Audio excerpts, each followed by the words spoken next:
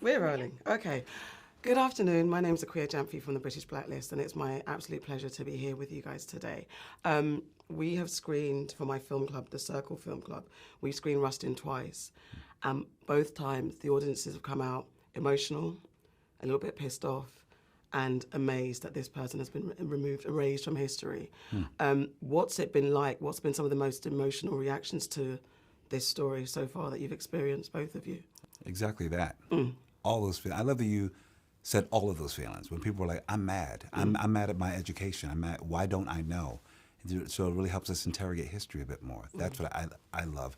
And also how people, I've sat in the back and watched a few screenings, and I feel like I've never seen so much call and response to a film. Sure. With like applause and whatever. I feel like it's really speaking to people. You know, that everyone's in with Rustin. And I think that I owe a lot to George C. Wolfe. Well, it's been really fascinating. I was just in Mill Valley, which is just north of San Francisco, and I was talking about the political landscape and how Bayard. I wish he was here with us. And afterwards, this white gentleman who was in his late 70s came up to me and said, "He's here. He's inside of me. He's inside of all of us." And I was, wow. And then in New York at a DGA screening, this man came up to me, and he had his son, who looked to be about 10 or 11, and he said, "My son wants to say something to you." I said, "Okay." And then he said, "I just wanted to say that I really like this film, and I believe it's going to live forever." And it was just sort of like these people making. It's very interesting because there are times where people say, hopefully, I like your work. But what matters to me more is when people offer up a piece of themselves in describing the film. Like the man saying, "It's in me," or this little boy. This little boy had his father make an introduction so he could share something with me, and that I find really, really moving, because it's then you feel like they have turned it into more than just a commodity that they've ingested, but they found a piece of themselves inside of it. So and I find that very rewarding. Ownership. They feel like they own the film. Yeah. Absolutely. Now. Yeah. Actually, the feeling that came out as well as a sense of, well, this is ours now, and in particular, a white gentleman at the screening, race doesn't matter, but it's quite significant that when I was asking everybody, how do you feel, what's your immediate reaction, he said, as a white queer man, I had been looking for icons and idols or people that represent me, and the fact that race wasn't the thing is someone that represents him, that resonates with him. So he was quite choked up, and he was saying that, yeah. So it's that bit of ownership, identifier, signifier that this is me. And also, and I think the thing which is really interesting, part of the journey of claiming your identity is owning who you are. But step 2 is therefore then, with owning all of who you are, going forth and connecting to everybody else. And I think there's this thought process that owning yourself is enough. Yeah. Because that's part 1. Part 2 is then, it needn't look like you to be about you. And I think that Bayard understood that in the core of his being, and understood that it was about finding people who shared similar ideals, thought process, feelings, and then joining coalitions with those people. And so together, you then take on those who are less evolved. How did Bayard find you? How did you find Bayard? And that connection between you two, that bringing each other aligned, stars aligned, and wanting to tell this story. Well, I think it started just between us with Ma Rainey's Black Bottom. Yeah. I think we really got a chance to understand how each other thinks and creates and works. And I've said this before. I said, I'm just assuming, you have this film that's at your feet that you have to find your way and navigate. I think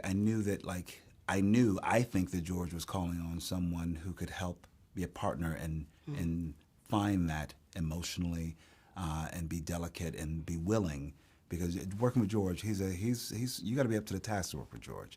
He's whether he says it or not, you feel that you have to do everything you can to know and unknow and try and be open and available, because he's going to take you on a ride, because we're going to discover this thing together. Yeah. And so we have to truly be in partnership in that way and say, okay, and not be beholden to anything. But you want you to be knowledgeable and have so much stored up and figured out. But then like, hey, let's figure it out together. Let's find it in space and be playful.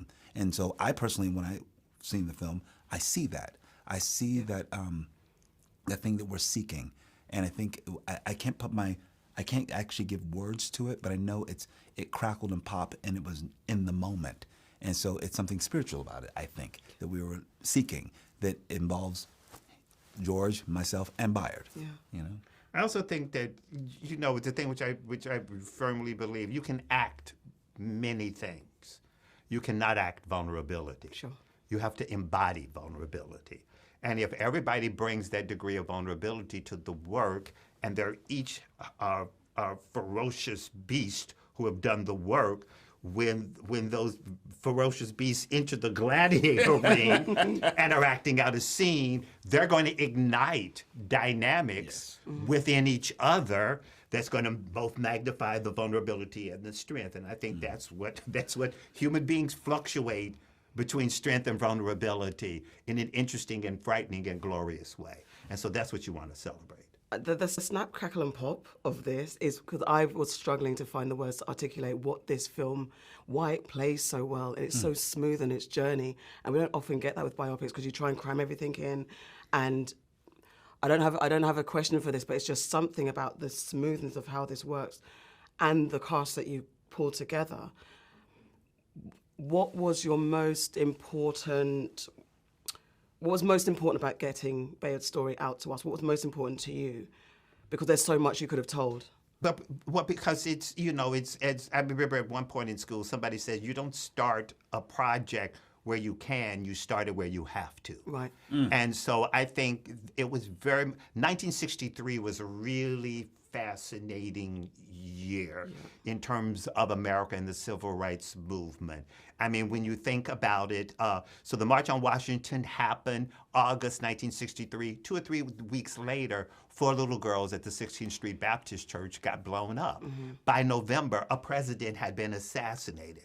Certain civil rights groups that had been integrated were no longer integrated, and passive resistance was starting to give way to something more militant. So that therefore there's this period of time, a finite amount of time, where this man and his sophistication and his evolvement as a human being was able to craft a march where people from all over the country, 250,000 people from all over the country, not a regional thing, but a national thing, came together in Washington, D.C., and participated in this 250,000 person peaceful demonstration. It's a phenomenon. It's an oasis inside that time. Leading up to it was not an oasis. It took all the muscularity and the toughness to pull it together, and then afterwards, the country went on a different kind of journey. And so that's really fascinating to me. I remember seeing archival footage for the first time and seeing all these faces together. And I was going, what happened? What happened? Add one thing. I'm going to add one thing here. There's something that George does beautifully with our film that's after the prologue. It's the introduction of Bayard. Yeah. And the diversity of all these black thought and leaders. Yes. And I think this is what sets up the film and continues to answer your question, is that, and I didn't even see it when we were shooting, is that I was actually in the shadows by the window. So, you know, cameras focused on Martin Luther King. Usually he's in the center of his story. And then suddenly, who emerges from the shadows is Bayard Rustin, and then he comes in with such a ferocity and such a propulsion, and it's a fire and light in his eyes, and you guys lit me beautifully. But there's something in his eyes where you know that is the force, that is the speed and the velocity and the love and the joy and respect for a movement that's coming out of his eyes, and I think that's the way the film moves. You're on this beautiful train of jazz. Thank you, Colman, just for playing Bayard. There's so much pressure in representation of black masculinity, and this icon has been erased from history. What did you take from him? What stuck with you? What does he mean to you? Hey, he means everything to me. I love his mind and the way he uplifted young people. that is one characteristic that I truly loved and admired. And also, he lives in me in a very tender space. I feel like even when, still, if I watch a screening, there's something that I understand that part of his heart and part of his need and wants, or even part of that erasure, that I feel it's very tender. But also what I love is what we found is, and all the undoing of his tie and the rolling up his sleeves in different scenes, is like, that's what he was committed to. That's what I admire the most. It's like, okay, some other folks might get the shine.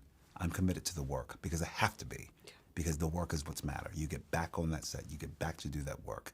Don't get just obsessed with the shine. Get back to work. The cleaning up at the end of the march, that sits with me. Yeah. Yeah. Thank you guys. Okay, so thank much. you. Thank you. Thank